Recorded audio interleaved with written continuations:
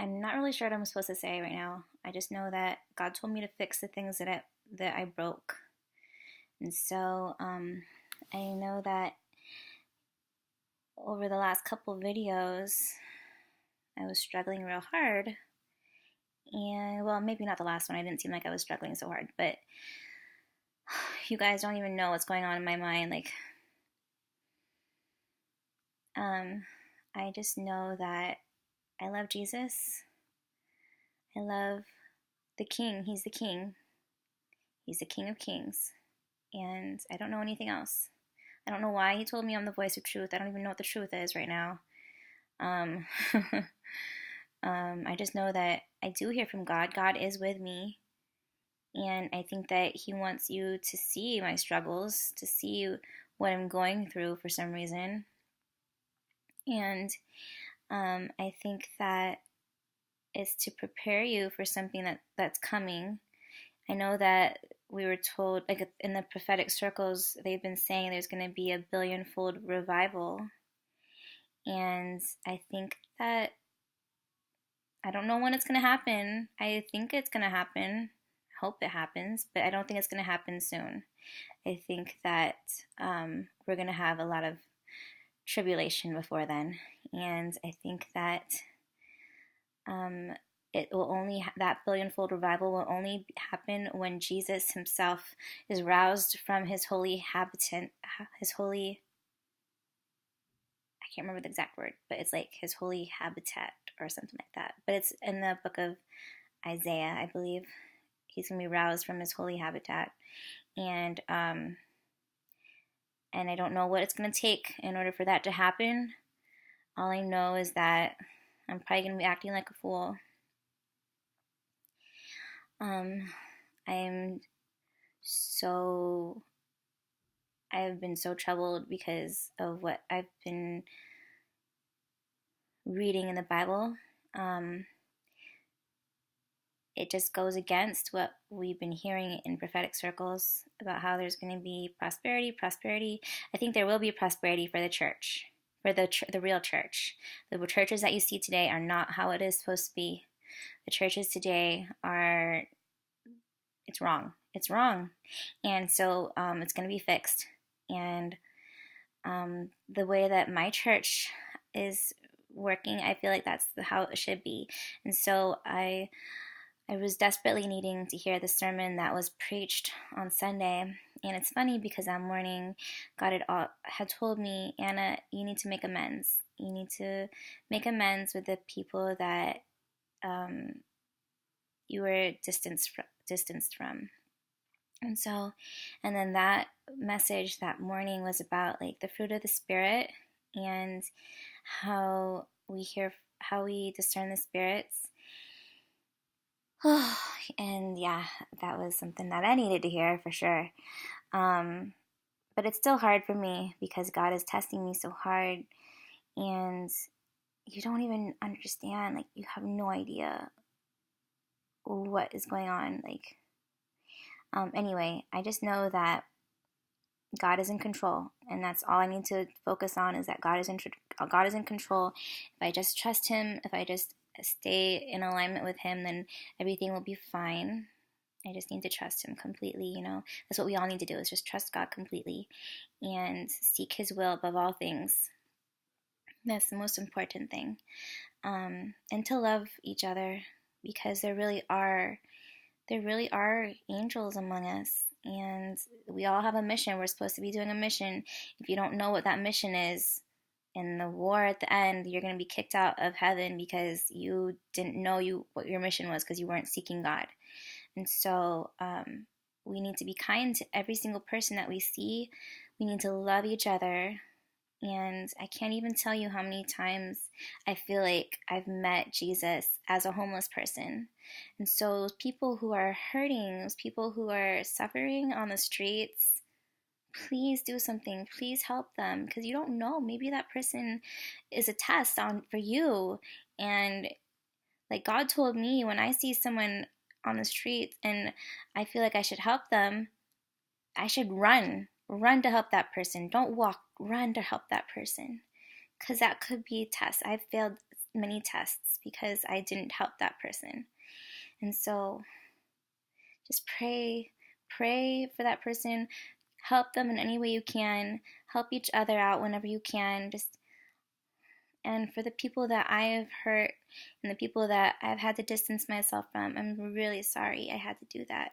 Like, God told me I had to distance myself from you guys. I couldn't contact you because your doubt was making me doubtful, and he didn't want that on me. He didn't want me to be doubtful. And so it's so hard not to be doubtful though, but yeah, just trusting that God is in control, and he is in control. Like, there's so many situations where I've shared in my past videos. Actually, I think I took down the last one. I took down a video where I explained what happened to me in Zion, and so I think that I should explain that real quick. I took it down because I said something in there that that was about someone else that I didn't really have a right to share, and so I felt bad about that, and so I took it. It wasn't anything bad, but it wasn't. I at that time I felt like it was best if I took it down, and so here's what happened. I was on the week before Purim. I was told by God that I should expect him. That he was like, expect me, and I was like, okay. And then on Purim, I was cleaning. I was told to clean my house. I was told to make a bunch of food and to expect him. And then I was expecting him, and nothing happened.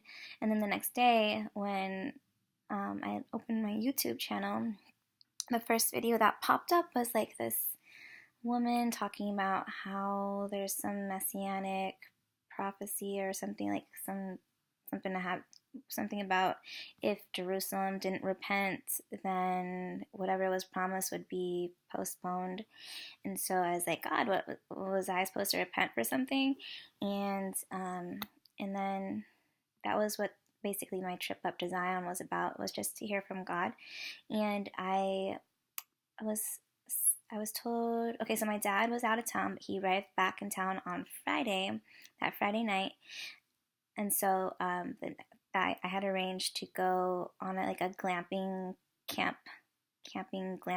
experience, which I was looking forward to. So that was on Saturday. I had booked a glamping thing, which is basically like a heated tent with a bed. Like, you're not really camping, it's glamorous camping, and I'd never done that before, so I was like really excited about it. And then so God had told me to rent an SUV, like a small SUV, and so I did. And that morning, as I was going to go get it, I was typing in the address to the car rental place in my GPS, but the location kept popping up in Las Vegas. That happened 3 times, and I was really frustrated. I was like, why is this popping up in Las Vegas? Like, I'm in San Diego. Like, doesn't make any sense.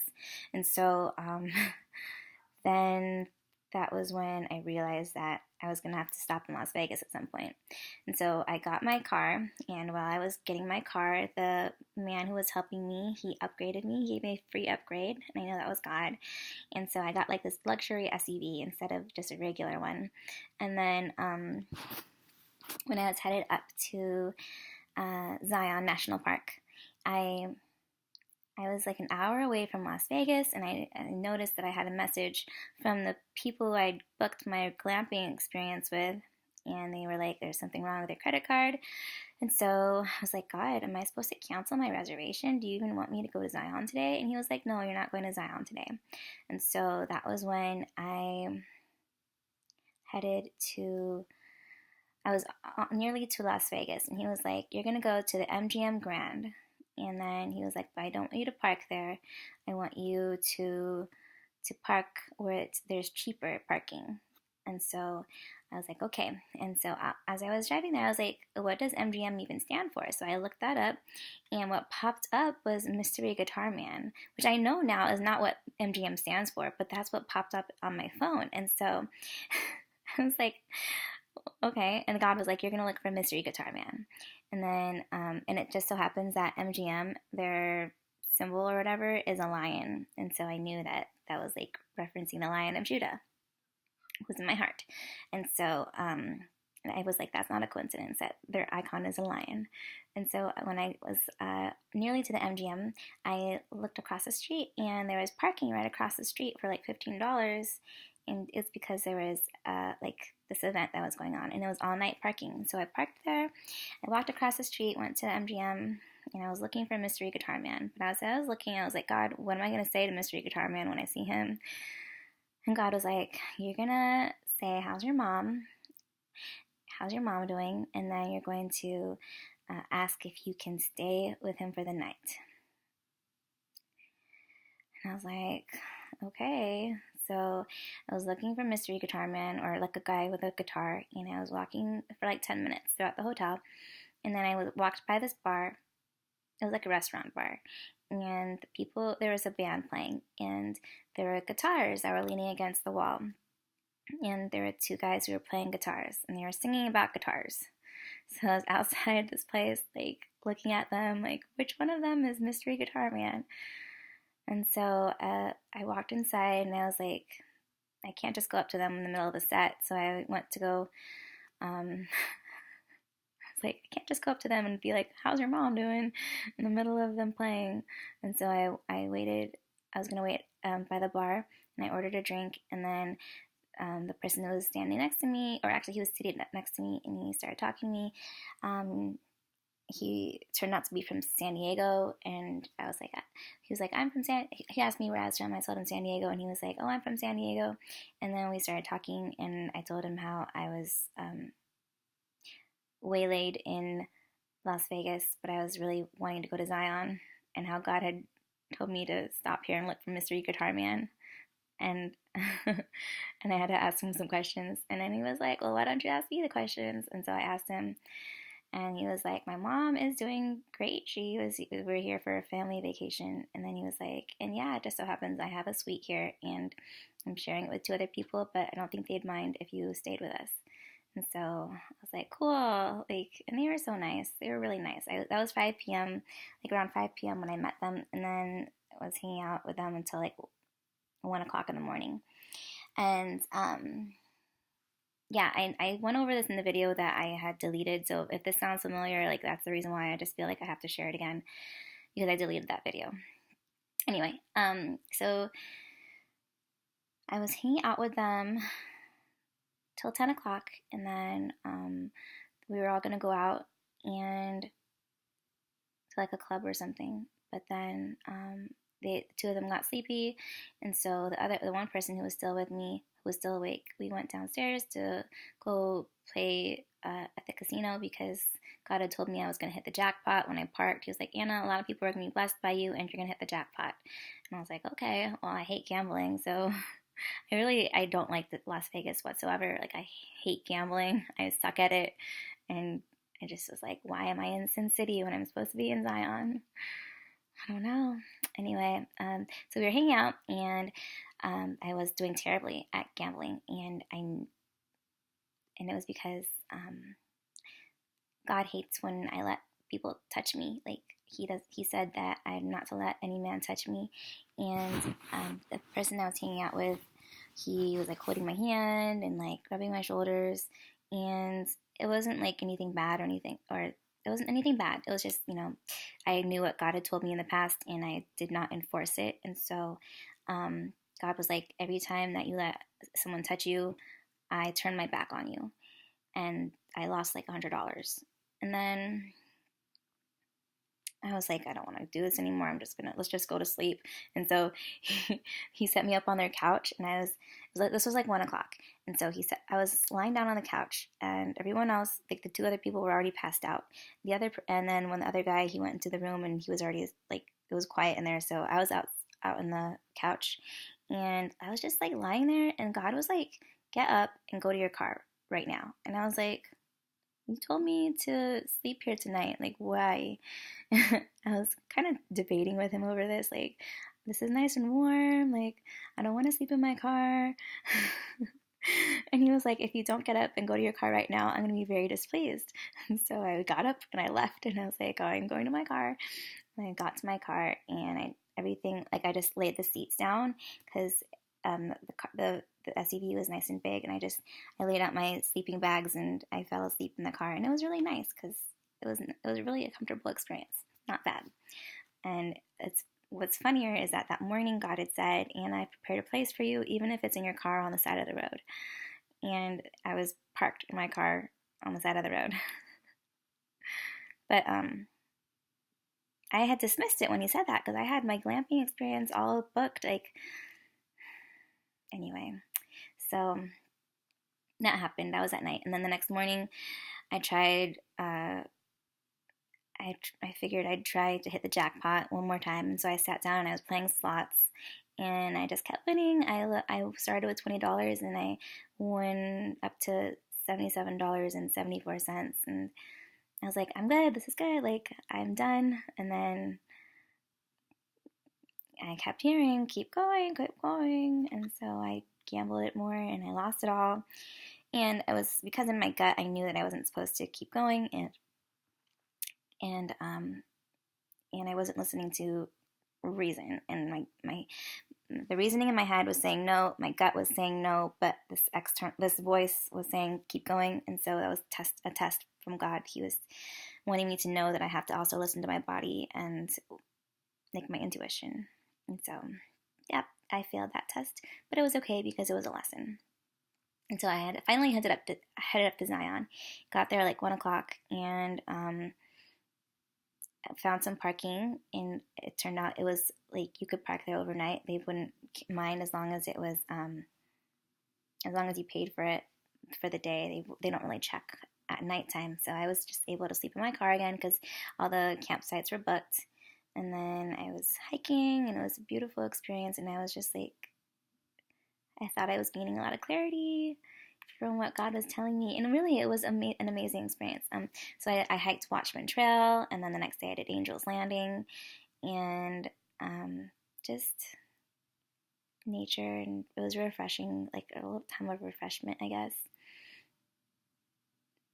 And then I made a video there, but then I engaged with somebody who was doubtful about what I was doing.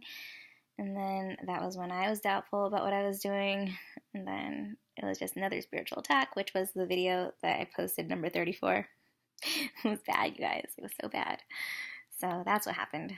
And then, and that night, God had brought my attention to this restaurant on Sunday night, and I didn't go to it. But the next day, which was Monday, I was looking around like, where should I go? And then that restaurant popped into my head again. So that night when I went to go get dinner, God was like, I want you to go straight to the bar and just go to the bar. So I went straight to the bar, and there was one seat left, and it was right next to this woman. We were talking, and she was so cool. Like, what if she's a very bright light, and God wanted me to meet her and just, share some stuff with her. And I hope I see her again. McKenna, you're awesome. I love you. And so, yeah, she was just like the sweetest thing. And,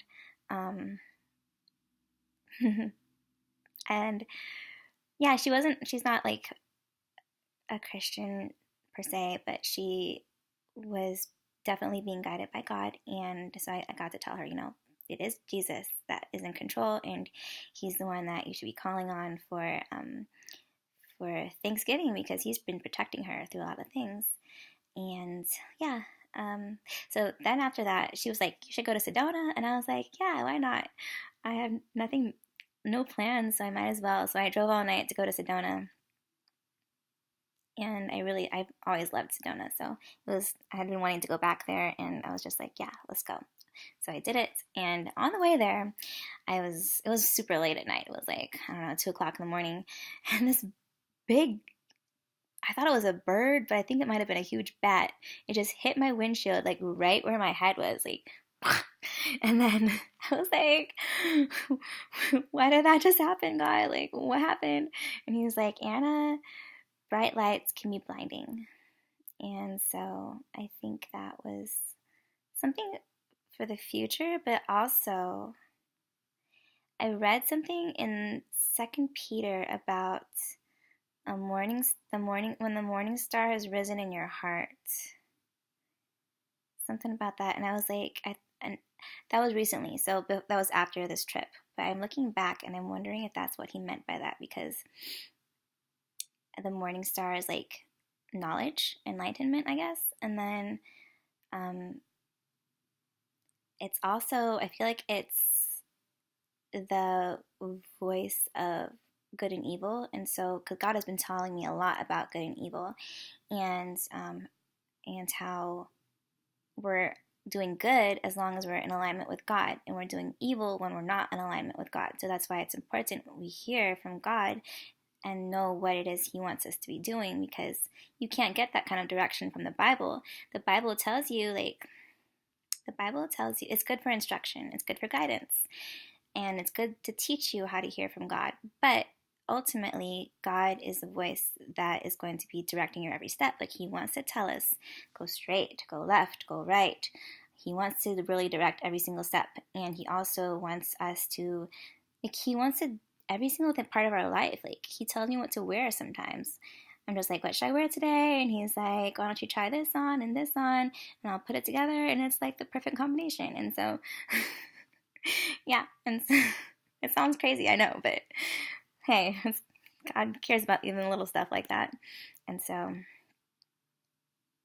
and I think that it was just, I've kind of been going through a mini storm lately, because I haven't been knowing what exactly to believe, because I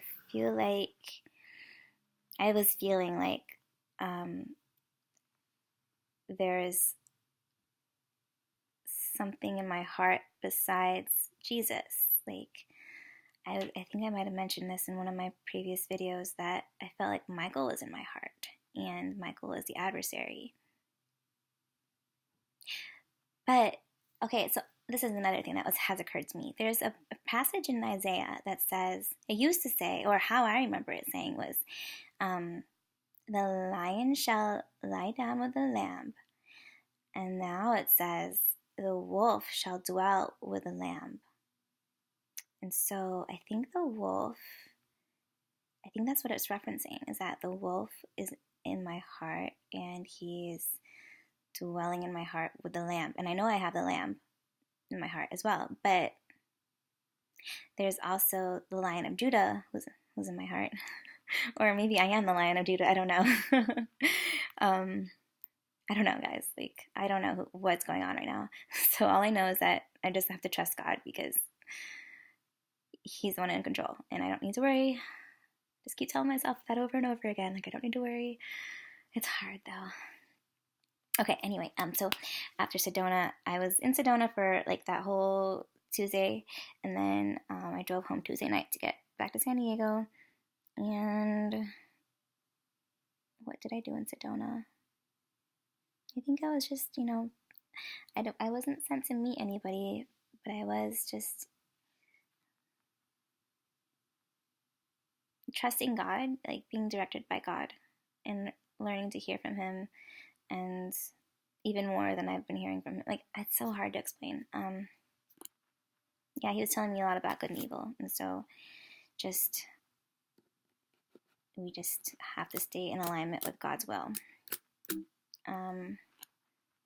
and to love each other.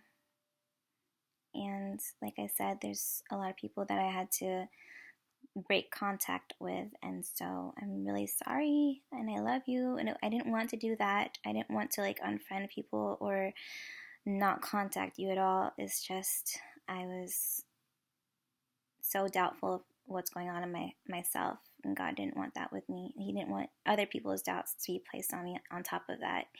And so, but there's such a fine line between standing up for something and then being hard-hearted. And I don't want to be hard-hearted. I do want to be teachable. I do want to be,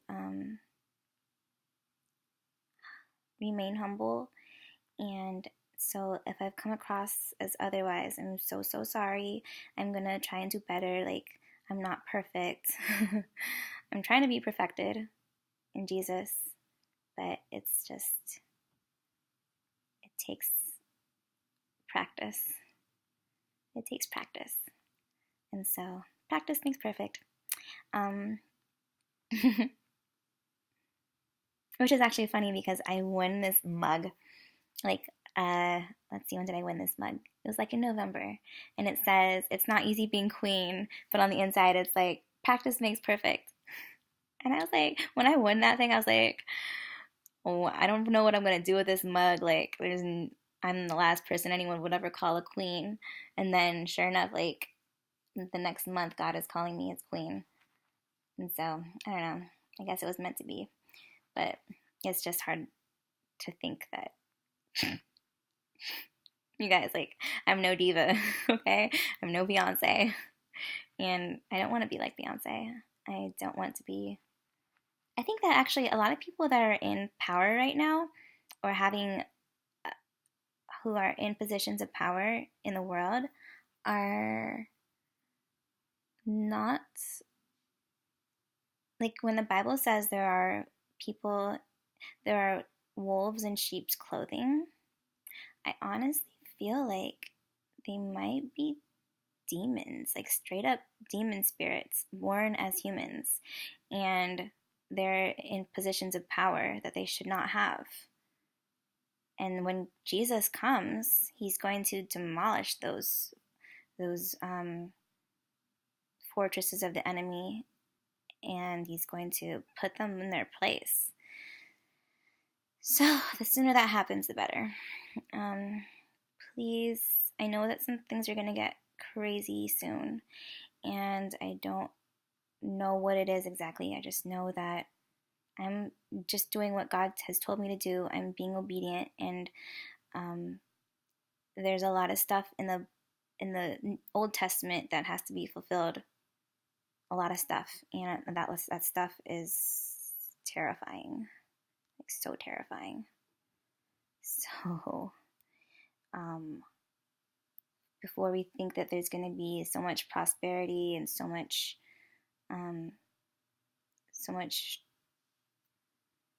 revival and all that, I think that we need to be expecting a lot of tribulation. Okay, and that's all I have to share.